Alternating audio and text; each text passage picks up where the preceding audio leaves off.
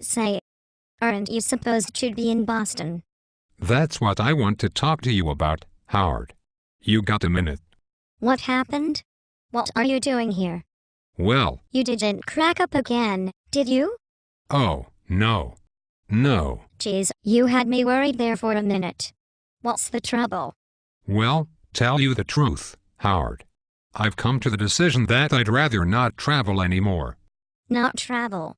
Well, what'll you do? Remember, Christmas time, when you had the party here? You said you'd try to think of some spot for me here in town. With us? Well, sure. Oh, yeah. I remember. Well, I couldn't think of anything for you, Willie. I tell ya, Howard. The kids are all grown up, you know. I don't need much anymore. If I could take home, well, $65 a week, I could swing it. Yeah, but Willie, see I tell ya why, Howard. Speaking frankly and between the two of us, you know I'm just a little tired. Oh, I could understand that, Willie. But you're a road man, Willie, and we do a road business. We've only got a half-dozen salesmen on the floor here. God knows, Howard, I never asked a favor of any man. But I was with a firm when your father used to carry you in here in his arms. I know that, Willie, but... Your father came to me the day you were born and asked me what I thought of the name of Howard. May he rest in peace. I appreciate that, Willie, but there just is no spot here for you. If I had a spot, I'd slam you right in, but I just don't have a single solitary spot. Howard, all I need to set my table is $50 a week. But where am I going to put you, kid? Look, it isn't a question of whether I can sell merchandise, is it? No, but it's a business, kid, and everybody's gotta pull his own weight. Just let me tell you a story, Howard. 'Cause you gotta admit, business is business. Business is definitely business, but just listen for a minute. You don't understand this. When I was a boy, 18, 19, I was already on the road. And there was a question in my mind as to whether selling had a future for me. Because in those days I had a yearning to go to Alaska.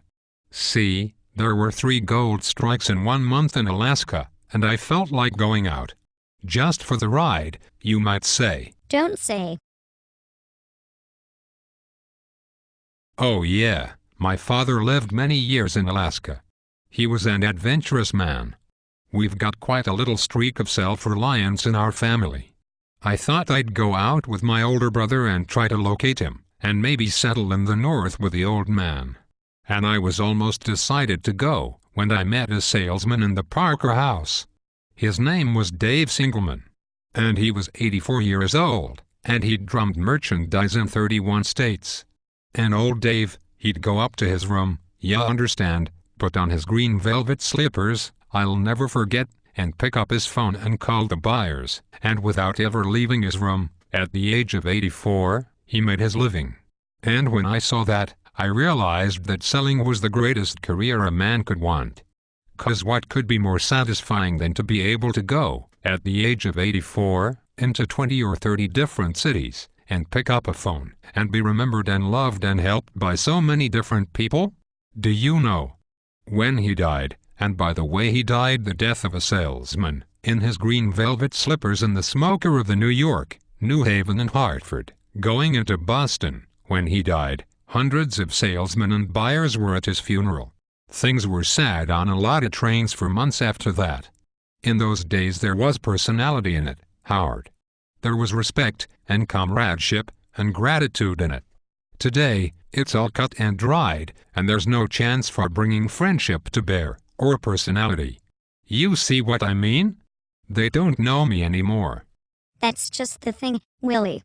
If I had $40 a week, that's all I'd need. $40, Howard.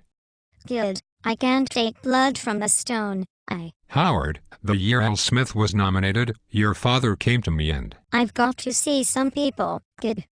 I'm talking about your father. There were promises made across this desk. You mustn't tell me you have got people to see. I put 34 years into this firm, Howard, and now I couldn't pay my insurance. You can't eat the orange and throw the peel away. A man is not a piece of fruit. Now pay attention. Your father. In 1928 I had a big year. I averaged $170 a week in commissions.